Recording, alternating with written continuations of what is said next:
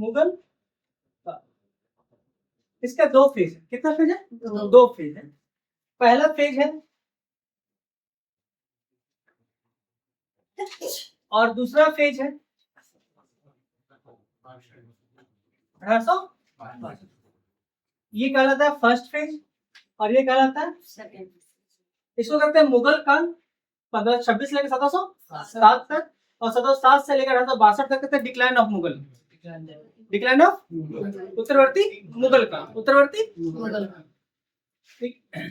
अब मुगल काल जो है जो हमको पढ़ना है वो पढ़ना है मुगल वंश के संस्थापक बाबर से शुरू करना है। कहाँ शुरू करना है? बाबर से शुरू करना है। तो बाबर से शुरू करने से पहले डायरेक्ट हम बाबर से स्टार्ट कर दें बाजौर भेरा से, या पहले पृष्ठभूमि से पढ़ाते हुए चले? पृष्ठभूमि। तो पृष्ठभूमि में हमको डायग्राम बनाना पड़ेगा। क्या पढ़ना? डायग्राम। अब डायग्राम कहाँ से स्टार्ट करें? देखिएगा, थोड़ा सा हम डायग्राम बना के देते हैं।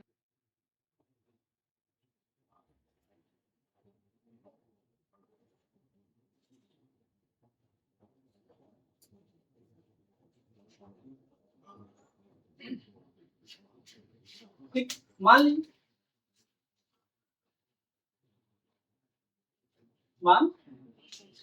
देखिएगा, मुगल काल की जो संस्थापक है कौन? संस्थापक जो है वो है बाबर। अब बाबर का जन्म जहां हुआ वहां की चर्चा करना ना पहले। तो बाबर का जन्म होता है फरगना के अंधीजान। कहां पर? हम एक एक चीज लिखाएंगे। पहले हम स्टोरी आपको सुना देते हैं कि आपको एक कहानी बन जाए, फैक्ट हो जाए, जो आप कहीं रीड करें तो दिक्कत ना हो, कोई चीज थोड़ा सा प्रॉब्लम ना हो। ठीक है। कहा जाता है कि बाबर का जन्म फरगना के अंधीजान में हुआ। तो पहले फरगना जान ली कहां पर है? उज्बेकिस्तान में। कहां पर? उज्बेकिस्तान। यहाँ पर वर्तमान में इसको कहते हैं फरगना। क्या कहते हैं? फरगना। फरगना का एक गांव है उसको कहते हैं अंधीजान। फरगना के गांव के अंधीजान। इसी के बगल में यहाँ पर देखिएगा समरकंद बुखारा। क्या? समरकंद बुखारा। ठीक है मैडम, समरकंद बुखारा। अब देखिए मैडम, यहां पर है बाकी जो इसकी चर्चा करेंगे, यहां पर है काबुल, यहां पर है गजनी। छोटा नहीं दिखेगा, गजनी। और यहां पर है कांधार।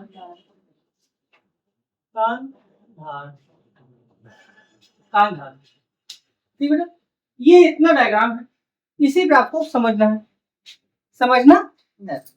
ठीक है।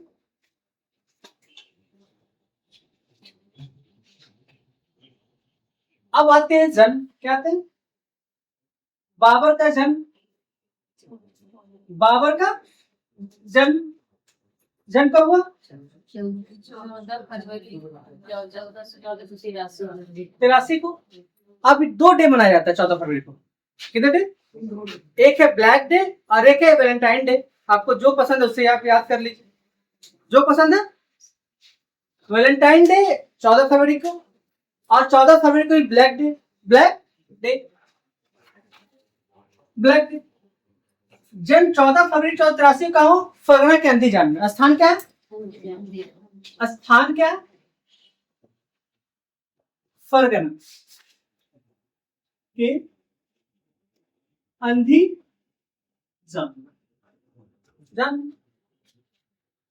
इनके पिता का क्या नाम था? उमर शेख मिर्जा। और माता का नाम कुतलुब निगार खानम।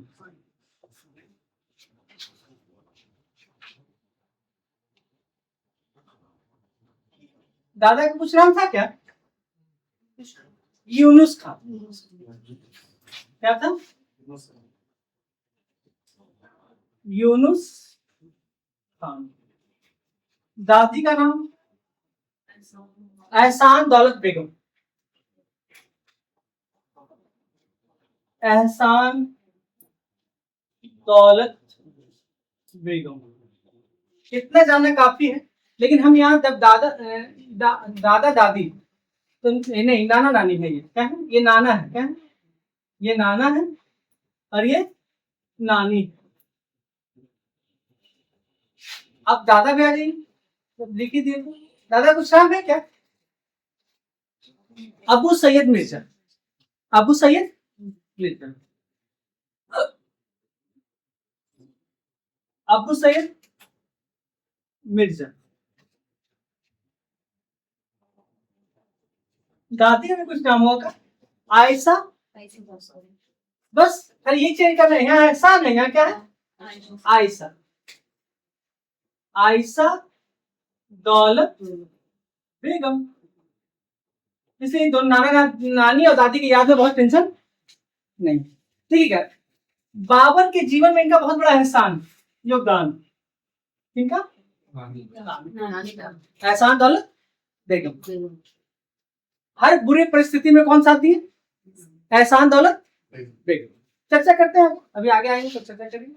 ये मोटी मोटी बातें थी जो जानना था, वो हम लिखा दें। ठीक है। अब देखिएगा, कहा जाता है कि बाबर का जन्म 14 फरवरी 1483 को हुआ और ये अकेला भाई नहीं था, और भी इनके भाई थे। और भी इनके पिताजी अकेले भाई नहीं थे, इनके पिताजी के भी और चाचा भी थे और इनके छोटे भाई भी थे। और ये खूब कहाँ के थे? अभी पढ़ना था मतलब उज्बेकिस्तान। उज्बेकिस्तान, अफगानिस्तान के ऊपर। अब देखते बेटा क्या होता है कि बाबर के खून में, किसके खून में बेटा? बाबर के खून में दो वंशों का समावेश था। समावेश था। दो वंशों का समावेश था। पहला पिता होंगे और दूसरा कौन होगा? माता। पिताजी के तरफ से कौन थे? तैमूर। और माता का चंगेज खां। माता की तैमूर खां, चंगेज। तैमूर खां की तरफ से ये पांचवा वंशज, और चंगेज खां की तरफ से। अब कंफ्यूज होने कभी कभी लगता है पांचवा कौन होगा, चौदवा कौन होगा? Simple trick, simple. चा से चंगेज, चा से दिमाग लगाना नहीं है। चा से चंगेज, बचा पांच ही ना भाई, तो पिता की तरफ से होगा। ठीक है। अब देखिएगा, ये चंगेज और मंगोल दोनों की परंपरा को अपनाया, इसलिए कहा चतगाई तुर्क। क्या कहला? ये चंगेज और तैमूर, चंगेज और तैमूर के दोनों परंपरा को अपनाया, इसलिए कहला चतगाई तुर्क। क्या कहला बाबर? तैमूर और चंगेज खां, तैमूर और चंगेज खां के, तैमूर और चंगेज खां के दोनों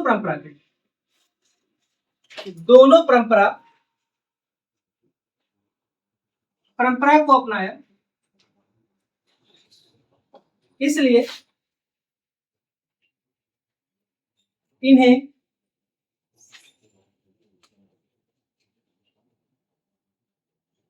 चतगई तुर्क कहा जाता है।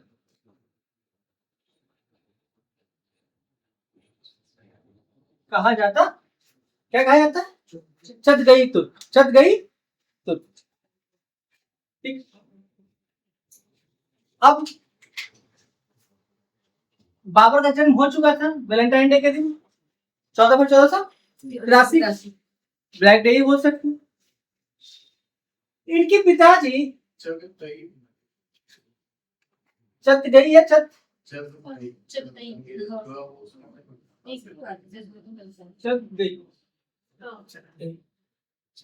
गई चक गई ठीक है। अब देखिएगा, अब इनके पिताजी उमर शेख मिर्जा, कौन? उमर शेख मिर्जा फरगना से, किससे? फरगना से शासन कर रहे हैं। राजधानी कहाँ बनाई कर? फरगना के अंदीजान, राजधानी बनाए फरगना के अंदीजान को राजधानी बनाए।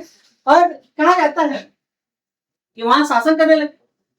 एक दिन की बात है, इनके पिताजी का प्रतिदिन का कार्य था कि कबूतर को दाना खिलाना, कबूतर को दाना खिलाना, और अपने मुंडेर पे खड़ा होकर, मुंडेर मतलब छत के जो दीवार होता है उसके पास, उस पे खड़ा होकर वो डीडीएलजे के दिलवा दुल्हन ले जाकर आमिर शाहरुख खान, तुम नहीं शाहरुख खान नहीं, अमरीश पुरी की तरह करते रहते थे। तो एक दिन क्या हुआ कि दाना खिलाने के दौरान उनके पांव फिसल गया, छत से नीचे गिर गए और उमर शेख मिर्जा की मृत्यु हो गई 1494 में। अब 1494 में मृत्यु हो गया, उससे बाबर का जन्म, उम्र कितना था? बाबर इस समय 11 वर्ष के थे, 11 वर्ष के थे। तो आपसे पूछा बाबर गद्दी कब बैठा? 1194, 11 वर्ष की उम्र, 1494, मतलब सबसे कम उम्र में बाबर शासक बना। मुगल वंश में सबसे कम उम्र शासक कौन बना? बाबर। इसके बाद अकबर 13 वर्ष 4 महीने, 13 वर्ष 4 महीने। इसके बाद कौन बना? राजू जी, पहला बाबर, दूसरा अकबर। बाबर 11 वर्ष, ये 13 वर्ष 4 माह, 13 वर्ष 4 माह में अकबर बना। तो अब ये शासक कब बन जाएगा? बाबर गद्दी पर 1494 में बैठा। कब बैठा? 1494, और मात्र करण 11 वर्ष के उम्र में, मतलब ये अल्पायु शासक। अब परेशान, अब गद्दी कल चले। अब ये फरगना का शासक बन गया मात्र 11 साल की उम्र में। अब इसकी गद्दी बैठने के साथ जिज्ञासा बहुत बढ़ गई। अब ये चाहा कि फरगना पे तो हम शासन करें ही करें, हम समरकंद को भी, क्योंकि ये तैमूर का था, किसका था? तैमूर की राजधानी थी समरकंद। बोले इस पर अधिकार करेंगे तो संपूर्ण हम समरकंद, बुखारा, फरगना, काबुल, कंधार सब पर मेरा अधिकार हो जाएगा। अब तभी क्या हुआ कि 1494 में जैसे ही वो गद्दी बैठा, फरगना पे इनकी चाचा ने आक्रमण कर दिया गद्दी प्राप्त करने के लिए। बोला कि जब बड़ा भाई मर गया तो बच्चा अल्पायु, क्या है? अल्पायु क्या है बेटा? 11 साल में क्या हुआ? अल्पायु है। तो ये शासक कैसे बनेगा? तो शासक कौन बन गए? इनके चाचा आक्रमण किए फरगना पर। किस पे आक्रमण किए? चाचा, यहाँ पे चाचा का शासन था, ठीक है। तो फरगना पे इनके चाचा ने आक्रमण किया, लेकिन बाबर अपनी कुशलता का परिचय देते हुए एहसान दौलत बेगम के सहयोग से इस आक्रमण को विफल कर दिया और मरते गिरते फरगना को बचा। अब बाबर को लगा कि हम बाह्य आक्रमण करने से अच्छा पहले अपने घर को सुरक्षित कर ले। अब वो फरगना को मजबूत करने में लग गया। अब ये 2 साल का समय लगा। कब? 2 साल का समय लगा। अब ये से लगा 1496 आते हुए 1496 आते आते इसे लगा कि अब हम बहुत स्टेबल हो गए हैं, मेरी स्थिति स्टेबल हो गई है, अब हमें किसी बारी से डर नहीं है। अब बोलता मैं अपना साम्राज्य विस्तार करूंगा क्योंकि तैमूर की राजधानी कहाँ थी, और तैमूर का हम वंशज है, इसलिए मेरा भी अधिकार है, अधिकार अधिकार।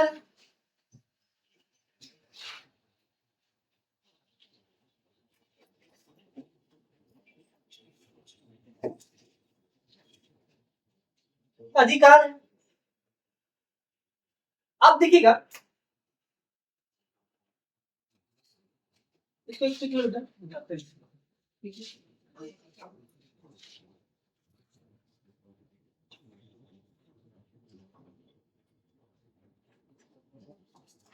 नहीं आ रहा,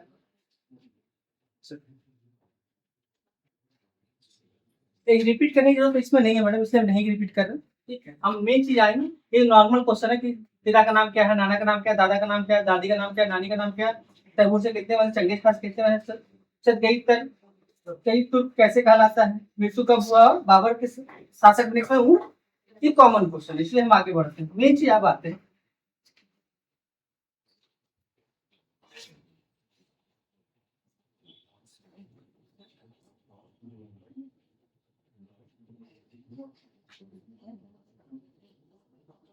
अब देखिए मैडम, जब अपना साम्राज्य को स्टेबल कर लिया, कब तक बाबर ने किया स्टेबल, 1496 तक फरगना को मजबूत कर लिया, मजबूत कर लिया। अब इसे लगा कि अब हम फरगना से हमें कोई हटा नहीं सकता, समझा बेटा, अब हमें साम्राज्य विस्तार करनी चाहिए। तो 1497 96 में, कब था, 96 में समरकंद, काम था, समरकंद पर आक्रमण किया। करण कौन के समरकंद पर आक्रमण, बाबर ने, किसने किया, बाबर ने, बाबर ने, ठीक बेटा। अब जब बाबर ने आक्रमण किया और ये असफल हो गया, क्या हो गया, आक्रमण कैसे क्या हो गया, सफल हो गया, बाबर परेशान, बाबर परेशान, क्या है परेशानी में, तुम्हें परेशान नहीं बाबर आप मिल रहे हैं, हमें लगा मैडम इतना सीरियस हो गया एकदम ध्यान में, तो बोले कोई बाबर से दिक्कत नहीं ना, सीरियस में नहीं पढ़ना मैडम।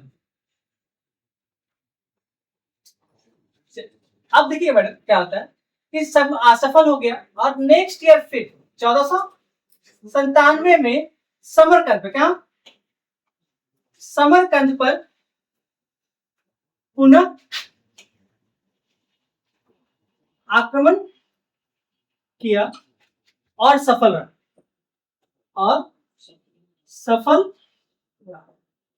क्या रहा, सफल रहा, सफल रहा, आ रहा मैंने समझ, 96 तक फरगना क्या कर दिया, मजबूत कर दिया मैडम। अब इसे ज्यादा डर नहीं है, तो बोला साम्राज्य विस्तार करते हैं। समरकंद को अपना अधिकार क्षेत्र मान रहा था, क्योंकि तैमूर का था, तो तैमूर को इसका भी अधिकार था, तो समरकंद पे आक्रमण क्या हो गया, असफल हो गया।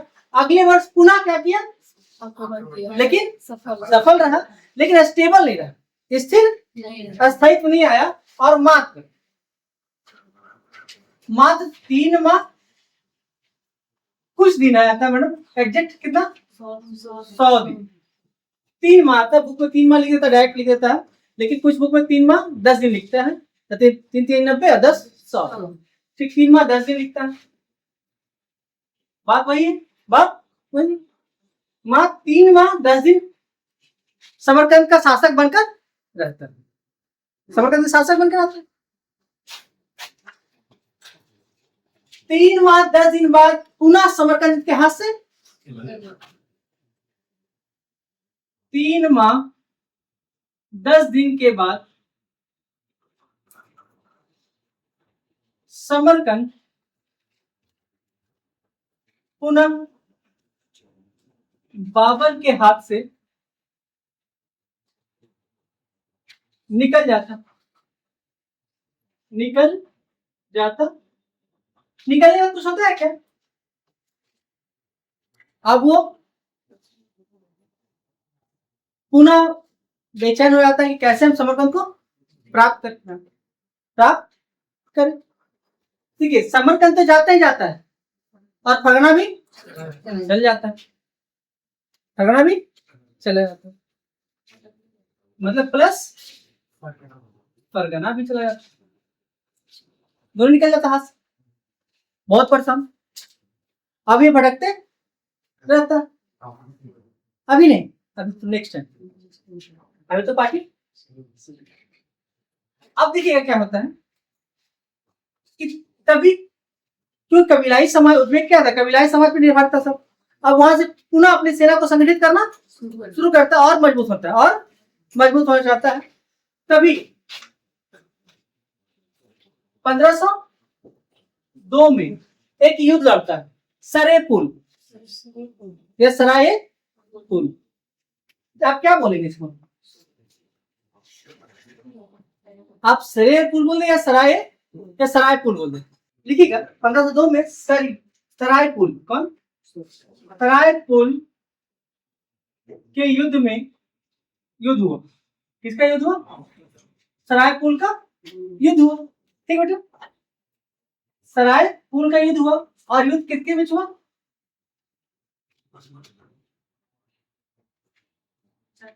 उज़्बेक सरदार, कोई नाम बता सकते हैं क्या? शैबानी खान।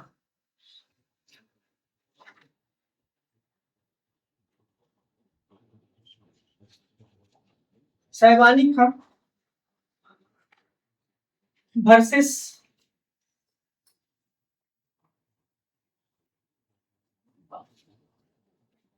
बाबर। ठीक बेटा, वर्सेस अंग्रेजों की मदद से। हाँ क्या बेटा? नहीं, उज़्बेक सरदार का नाम शैबानी खान। संगठन किसने बनाया? अभी नहीं, अभी बाद में, आगे। अब क्या हुआ कि बाबर हार गया और शैबानी का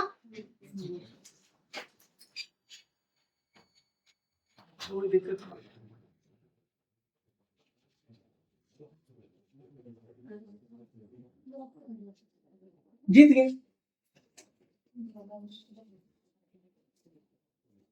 कुछ इसमें पूछना है क्या?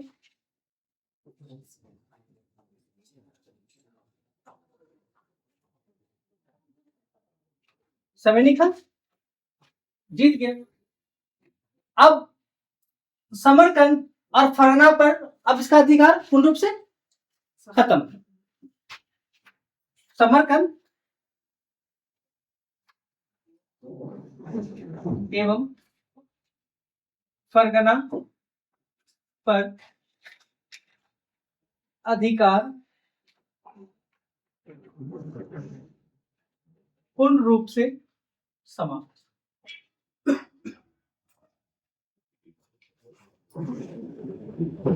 पूर्ण रूप से समाप्त हो गया। अगर समाप्त हो गया, अब क्या होगा? अब ये आते हैं एक नई कहानी पर, एक नई कहानी।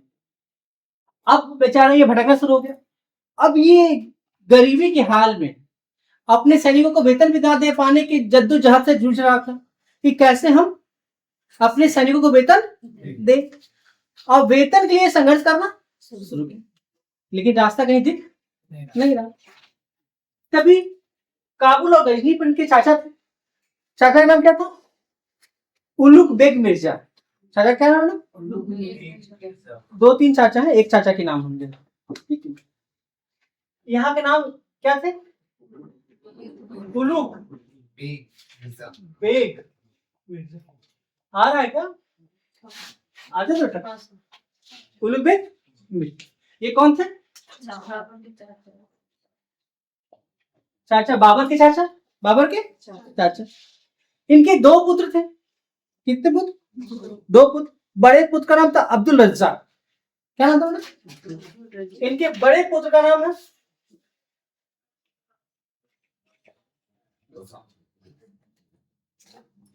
अब्दुल रज्जाक। रजक या रज्जाक, जो लिखते दोनों लिख देते, रज्जाक के लिखते, अब्दुल रजक या अब्दुल रज्जाक। ठीक है ना। बड़े पुत्र का क्या नाम था? इनके मरने के बाद शासक कौन बने? अब्दुल रज्जाक। यहीं पर एक मुकीम नाम के कौन बने? इसी जगह पर एक जगह है छोटा सा, यहीं पे एक शासक थे, उनका क्या नाम है? मुकीम आरगोन। मुकीम आरगोन। शासक कौन थे? मुकीम आरगोन। यहीं पर काबुल के पास ही एक शासक है, कौन बेटा? मुकीम आरगोन। ठीक है बेटा, फिर से सुन लीजिए। 1502 में सरायपुर की युद्ध हारने के बाद, ध्यान दीजिएगा, फरगना भी चल गया और समरकंद भी। अब यहां पर एक ब्लॉक हो गया, अब यहां तक कोई अधिकार तभी पता चला कि इनके चाचा की मृत्यु हो गई है और इनके बड़े भाई चचेरा भाई अब्दुल रज्जाक काबुल का शासक बने। तभी क्या हुआ कि मुकीम आरगोन ने किस पे आक्रमण कर दिया? अब्दुल क्या कर दिया? आक्रमण कर दिया।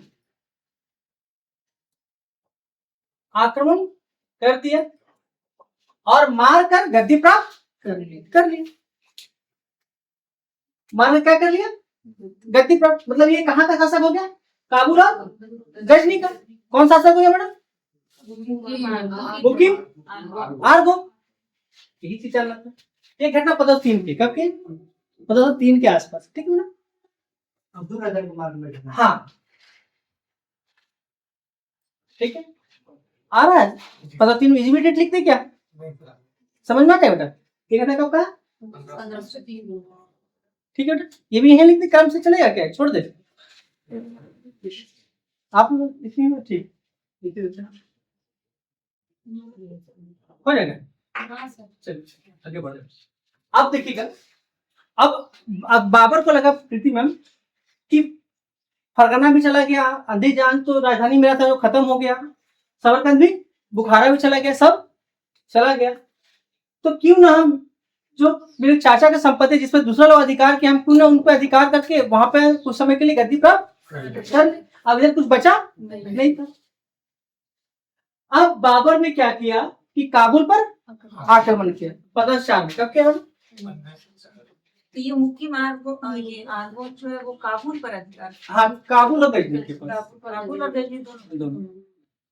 तो 1500 ये तीन ही घटना है। तीन ही घटना होते हैं बड़ा। अब 1504 घटना आते हैं। 1504 में बाबर ने काबुल और गजनी पर विजय प्राप्त। अब कैसे क्या इसको स्टोरी बताना पड़ेगा क्या? हाँ जी बेटा रविंदर सर, ये कैसे विजय प्राप्त किया काबुल और गजनी पर, क्योंकि समझाना पड़ेगा। यहाँ समझ में आ रहा है डायग्राम से कि समरकंद, बुखारा, फरगना भी चला गया हाथ से। अब बोला कि मेरे चाचा के सम्राट में दूसरा राज क्यों करेंगे, एक फैन चला ली चल जाएगा। अब देखिएगा अब क्या होता है। देखिए पढ़ाने में ज्यादा कॉन्सेंट्रेशन क्यों चाहिए? पढ़ने वाला। हमें तो मुंह पे रटा हुआ हम बोल रहे हैं सर, ठीक है। और जो बेचारे नए लोग हैं उनको तो दिक्कत हो जाएगा कि हम कुछ दाएं बाएं जहाँ के सब खत्म हो जाएगा, इसलिए आप लोग कॉन्सेंट्रेशन पढ़िए। देखिएगा अब क्या होता है मैडम, फरगना चला गया, समरकंद, बुखारा सब चला गया। अब चाचा के भूभाग पर अधिकार करना था इसको हरा था। ये घटना कब की है? तो अब ये बाबर किसका आक्रमण किया? और कौन ने अधिकार कर लिया? आया समझ में? इसलिए डायरेक्ट यहाँ क्या लिख दी? क्लियर हो गया मैडम? अब आया सुरेंद्र सर, पीछे से दिखने में दिक्कत है ना हो रहा? कोई दिक्कत नहीं। आप देखिएगा तभी एक घटना और घटता है मैडम। सदस्य 4 आते आते यहाँ पे लिखा है सैबानी खान। सैबानी खान लिखे थे। ये कहाँ के शासक बन गए थे? समरकंद के। ठीक है, 1502 के बाद 1500 याद आ रहा है मैडम? डेट देख लीजिए आप लोग, है ना? शासक बन गया था 1504 में ही मैडम ही सैबानी खान की मृत्यु हो जाती है।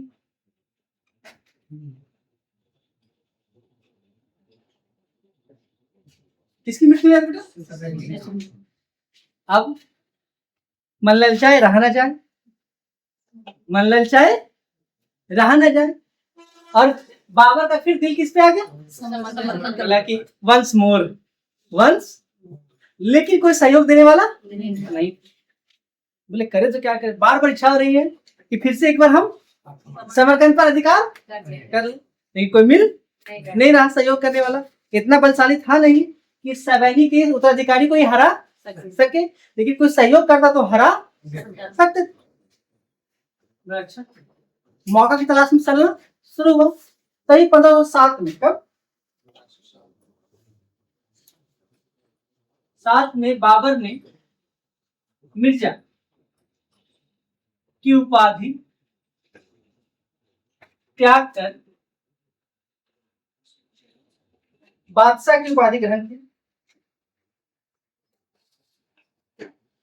बादशाह की उपाधि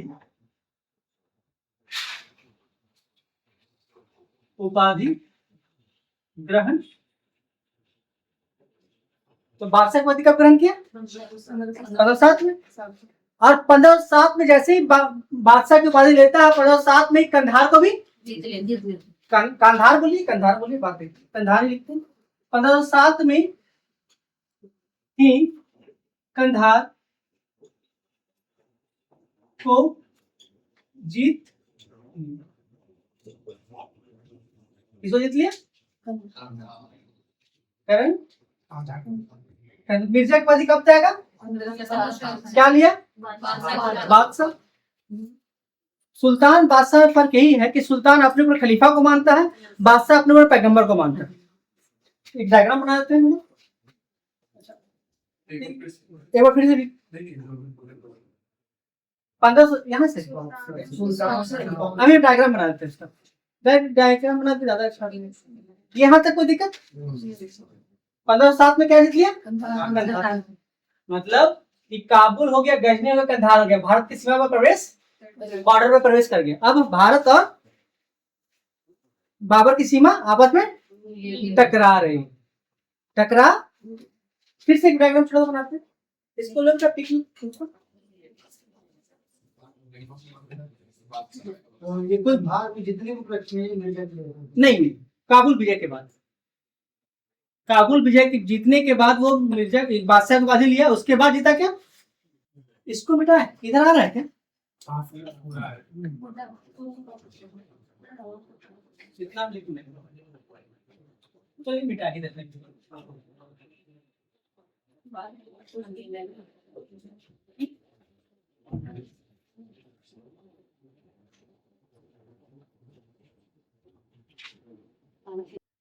अब यहां तक किन्हीं को समझ में दिक्कत हो, कठिनाई हो तो बोलिए।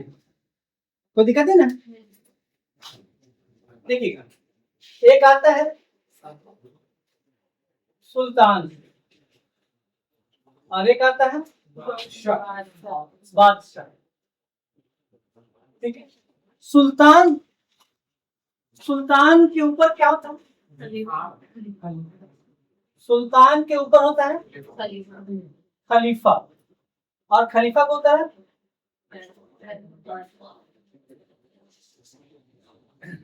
पैगंबर। बादशाह के ऊपर सीधा पैगंबर, मतलब मोहम्मद सर। मोहम्मद ऐसा इसलिए कि हम किसी के अधीन काम नहीं कर सकते, इसलिए उसने बादशाह या बादशाह दोनों उपाधि कहा जाते हैं, दोनों एक ही है।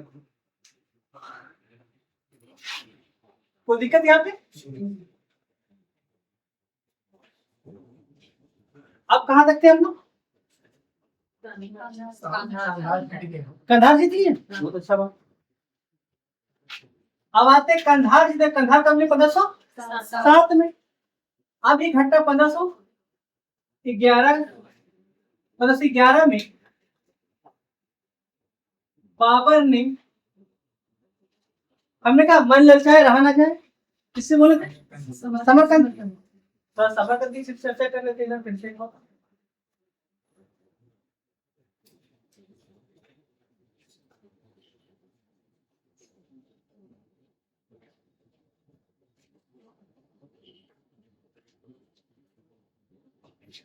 मान लीजिए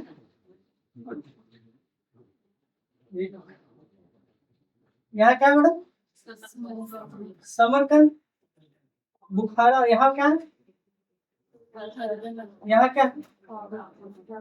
गजनी,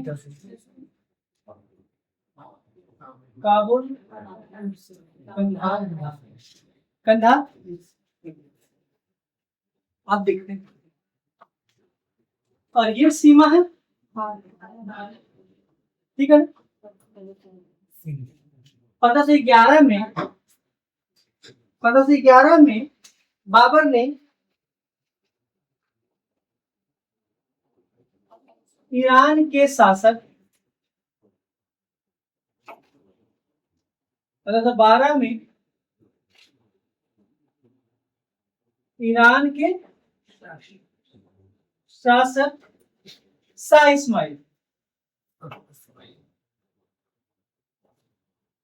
इस्माइल के सहयोग से समरकंद पर आक्रमण क्या किया? किसके सहयोग से? और जीत गए। और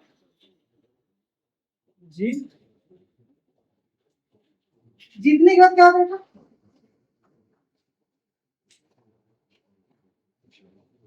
समरकंद, बुखारा, फरगना पुनः प्राप्त हो जाता है। क्या? जीतने के बाद क्या क्या प्राप्त होता है? समरकंद, बुखारा, एक और कुछ नाम है क्या? याद है? एक नाम और है बेटा, खुरासान।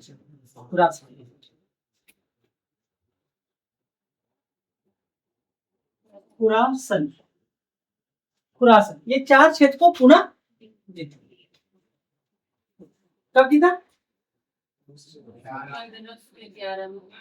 हमने कहा 1507 में कंधार विजय किया, और 1507 से पहले जब उसे 1504 में कौन मर गए थे? शैबानी खां। और आंतरिक स्थिति खराब हो गई वहां की, समरकंद की। तो बाबर को लगा कि क्यों नहीं, एक अच्छा मौका है और हम इस पे अपना लाभ पक्ष पे लेकर हम आक्रमण कर सकते हैं। सहयोगी की तलाश में था, सहयोगी मिले कौन? कहाँ के शासक थे? ईरान के शासक। समरकंद तो जीत गया, बुखारा जीत गया। बाबर को लगा बल्ले बल्ले, अब हमको कोई दिक्कत नहीं। लेकिन बाबर से गलती बहुत बड़ी हो गई कि सहयोग किसका लिया? शाह इस्माइल शिया धर्म को मानने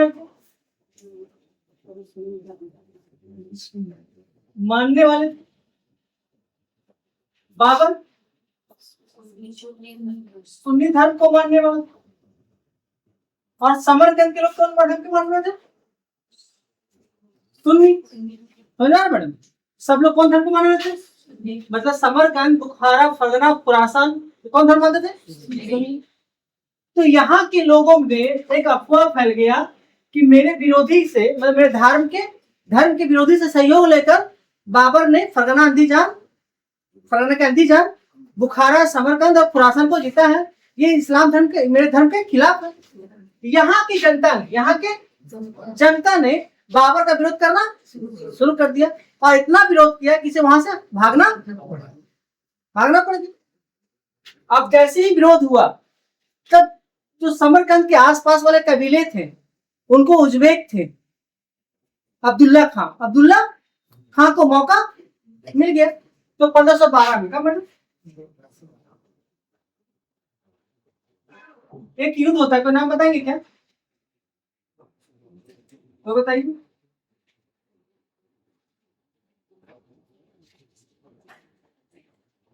ऐसा ही आप लोग याद कर लीजिए, इसको हम बताएंगे।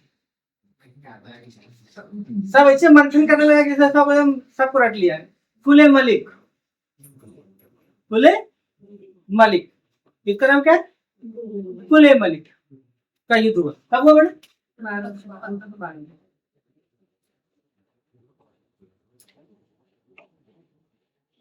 मलिक का युद्ध हुआ।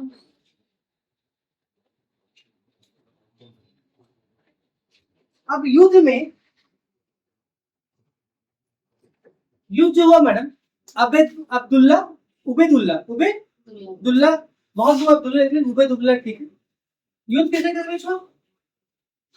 जो युद्ध हुआ दो लोगों के बीच हुआ, उबेदुल्ला खां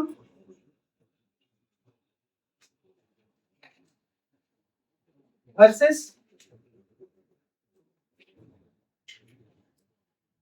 बाबर। किसके बीच हुआ?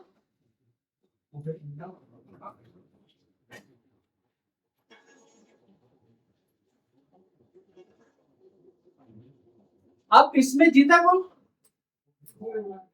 हारा कौन?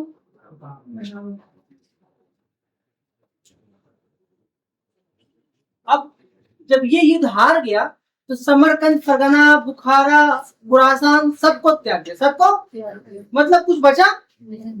मतलब 1513 आते आते बाबर फरगना,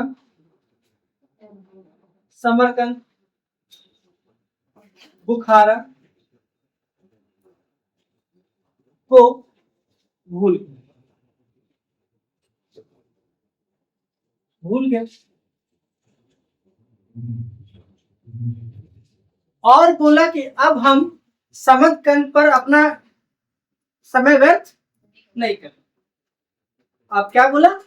1513 में क्या बोला कि हम अब समरकंद को जीतने का प्रयास नहीं करेंगे। समरकंद को जीतने का प्रयास नहीं करेंगे, ठीक है,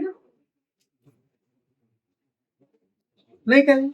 लेकिन समरकंद गया, सब लोग थोड़ा सा बोल, समरकंद गया लेकिन बचा हुआ ना। अब वो कहाँ गया? यहीं पर कहानी सुना किसका? भारत का। कहा था कि इतना बेगारी हो गया था बाबर हम लोग टाइप का। बेगारी समझते मैडम? काम था कि दिन भर निर्जन टापुओं पे घूमता, रेगिस्तान में घूमता रहता, सैनिकों के साथ एंजॉय करता रहता। लेकिन बाबर कहते ना कि वो मिट्टी में जान फूंक कर उससे संघर्ष करवा सकता था। वो स्पीच बहुत अच्छा रहता था, बातचीत बहुत अच्छा करता था, एनर्जेटिक, अपने सैनिकों क्या करता, एनर्जेटिक, और जानता किस समय क्या बोलना चाहिए, किस समय सबसे बड़ी काबिलियत क्या थी मैडम, किस समय क्या बोलना चाहिए।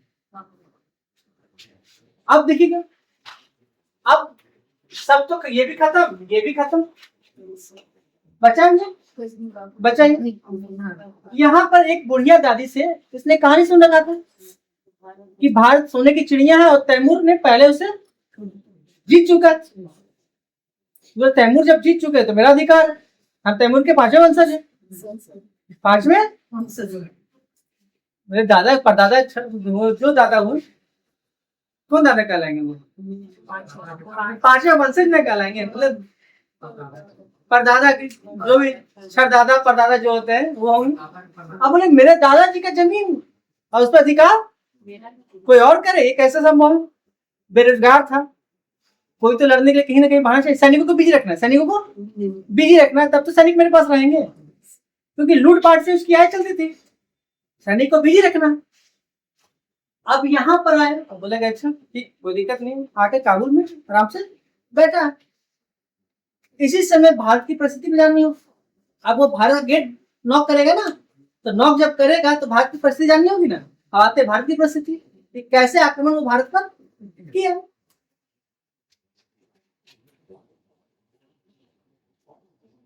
मेरी बात कुछ समझ में आ रहा है? कोई दिक्कत है ना? कुले मलिक का युद्ध कब हुआ? सरायपुर का युद्ध कब हुआ?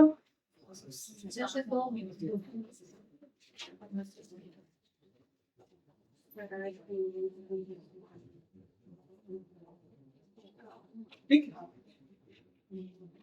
देखिएगा हम आपको क्या क्या डेट पढ़ाएं। 1498, ठीक है, 1494, 1483, 1483, 1494, 1496, 1497, 1502, 1503, 1504, 1504, 1511, 1513, खत्म हो गया काम। बाबर है, ये बाबर जिम्मी कहाँ का था मैडम? समरकंद परगना का ये जिम्मी। कोई दिक्कत है? कुछ नहीं, बहुत आसान टॉपिक आ गया।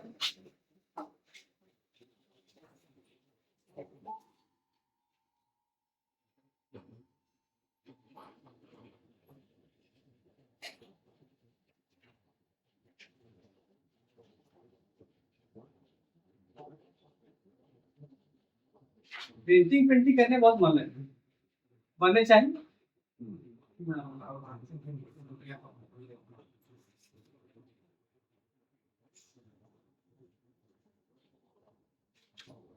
माना कि एक्स, माना कि एक्स।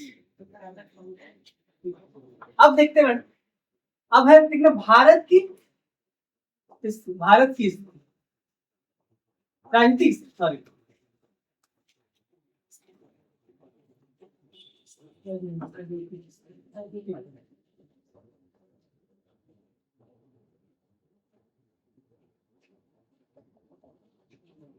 ठीक है मैडम। अब राजनीतिक स्थिति में क्या देखना है आपको कि भारत का कंडीशन यहाँ पे कौन आया मैडम?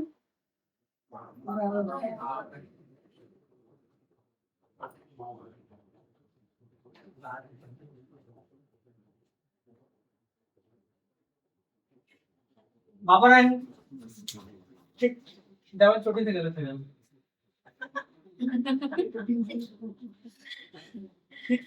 बाबर आया था, अब बाबर सोच रहे हैं कि कब मौका मिले हम दस्तक दे, और मौका की तलाश में था, दस्तक कैसे दिया। अब देखिएगा, बाबर ने अपनी पुस्तक,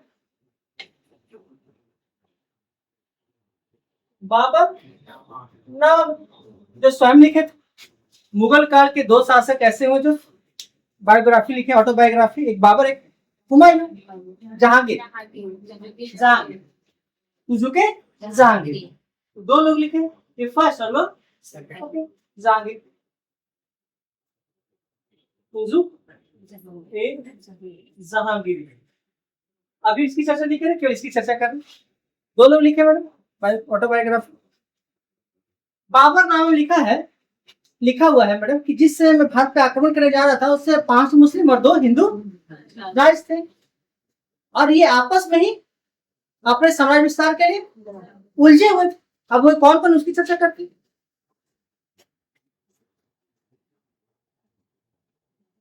पहला दिल्ली, दिल्ली में कौन थे?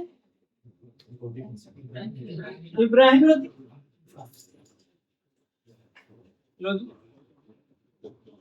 दूसरा गुजरात में कोई थे क्या?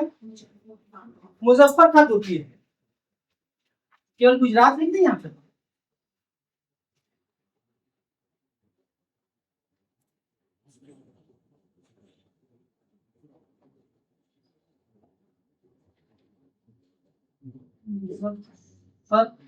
खान तुर्की, बंगाल ये क्या है? बंगाल में कौन थे? नुसरत खान। कौन था? नुसरत खान।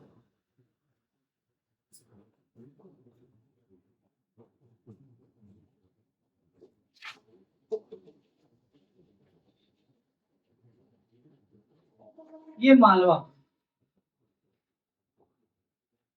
मालवा में कौन था? बोलिए बेटा। महमूद खिजी द्वितीय। महमूद खिलजी द्वितीय। बहमनी। बोलो बेटा।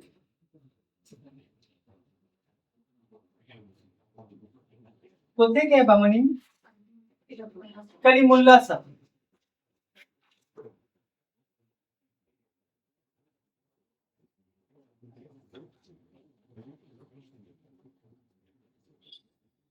कलीमुल्ला। ये 5 मुस्लिम। अब आते हैं हिंदू पर भी। देखिए यहाँ पर क्या है मैडम? मेवाड़ क्या है? मेवाड़। और मेवाड़ के शासक थे राणा सांगा।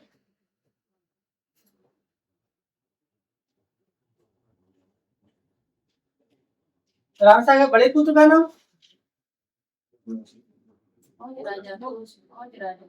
Very good.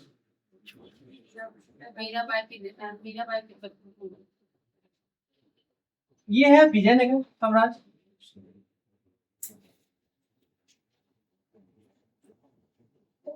विजयनगर। यहाँ से कृष्णदेव है। कौन? कृष्णदेव। इसलिए हम 2 पेन से कर दिए कि लाल वाला हिंदू है और ब्लू वाला मुस्लिम। इसलिए 2 पेन से जानबूझ कर दी, समझने में दिक्कत ना हो। अब ये सभी लोग अपने अपने क्षेत्र के साथ साथ साम्राज्य विस्तार में लगे हुए थे। सब आपस में ही लड़ रहे थे, आपस में ही लड़ रहे थे। अभी तक बाबर इसके अंदर, ये बाउंड्री के अंदर प्रवेश, इधर प्रवेश नहीं है।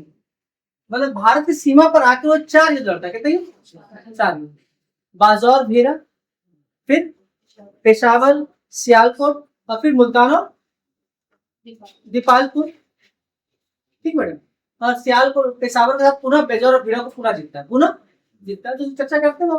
हमने ये कहा कि ये परिस्थितियां हैं, इतना लोग हैं और ये आपस में ही लड़ रहे हैं, आपस में ही लड़ रहे हैं। तो पूछता है कि इसमें सबसे शक्तिशाली शासक कौन थे? कृष्णदेव। बाबर ने अपने बाबरनामा में भारत के उस समय तत्कालिक शक्तिशाली शासकों का नाम दिया। तो सबसे इन सब में सबसे शक्तिशाली कौन है? कृष्णदेव।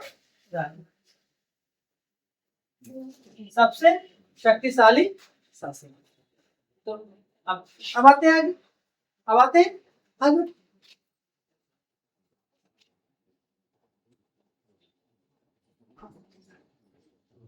अब हेडिंग है भारत के प्रवेश से पहले का युद्ध। भारत में प्रवेश से पहले का युद्ध।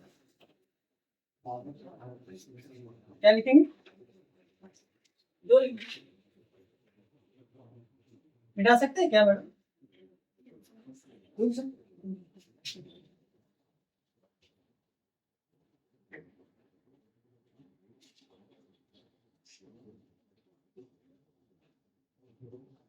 हो जाएगा, बोलो।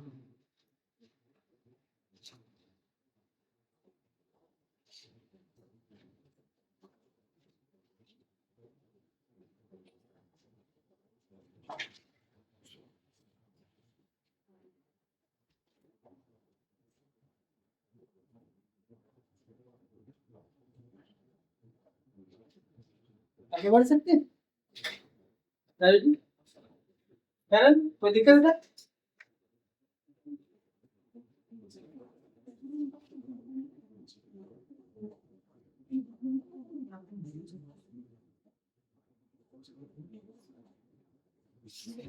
और तो कुछ नहीं है।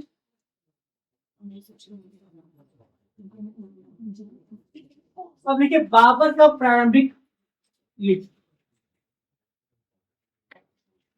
बाबर का प्रारंभिक, हाँ, ये प्रारंभिक आक्रमण कुछ भी कीजिए। बाबर का प्रारंभिक आक्रमण दो ही थे।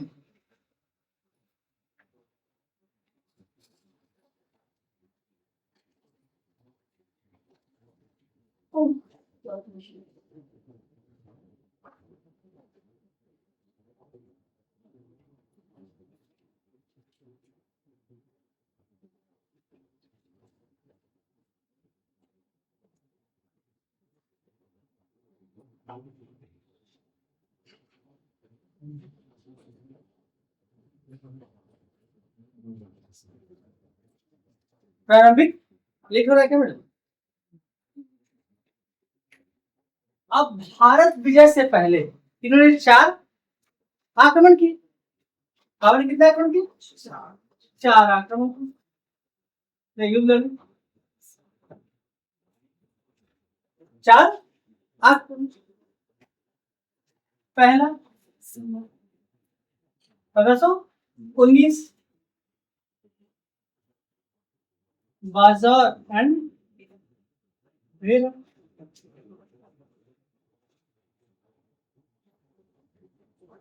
बाजार और भेरा।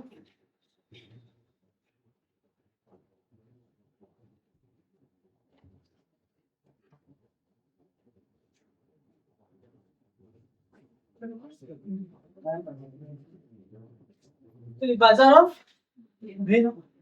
अब भेरा को जब जीत रहा था, यहाँ कौन था? यूसुफ जाही जाति। कौन था मैडम? यूसुफ जाही जाति के खिलाफ इन्होंने युद्ध लड़ा। कौन जाति? यूसुफ जाही।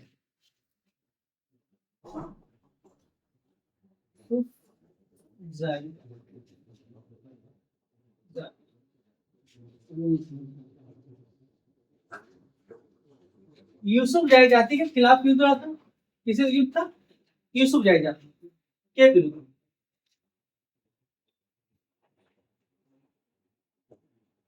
अब भेरा जितने क्रम में, किसमें?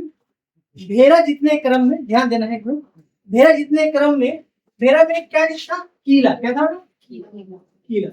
और किला टूट नहीं रहा। किला तो इसी समय बाबर पहली बार बारूद का प्रयोग करता है। तो यहां लिखते हैं, पता सुनिए, भेरा विजय के दौरान, भेरा विजय के दौरान बाबर पहली बार उत्तर भारत में बारूद का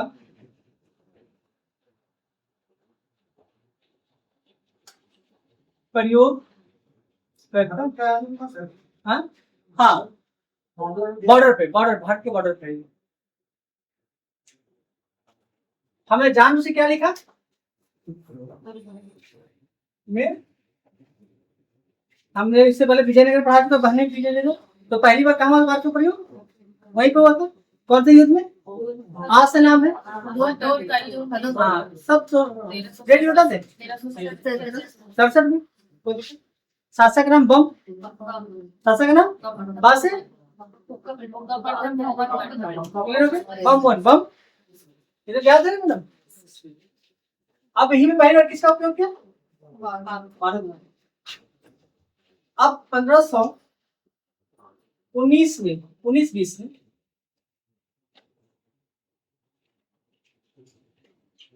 किसे जीता बेटा? पेशावर को। किसे जीता? पेशावर।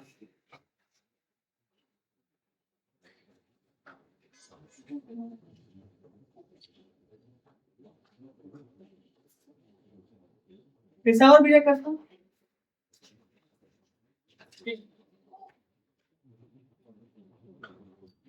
और 1500 फिर क्या है? 21 सियालकोट। क्या है?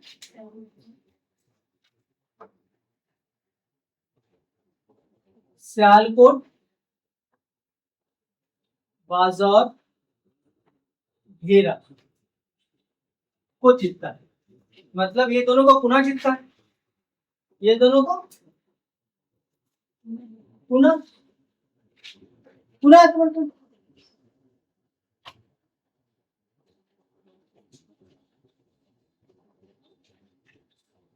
ये 20 होगा, 21 लेगा, 20 है यार, 19। और ये बीसी होगा, बी से की श्रेष्ठ। तीसरा है, चौथा है 1524। क्या है? 1524। इसमें मुल्तान,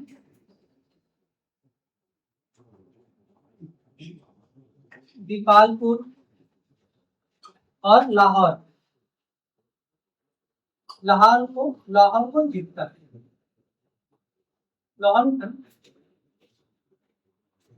लाहौर को जीतना है। मुल्तान, दीपालपुर और लाहौर को जीतना है।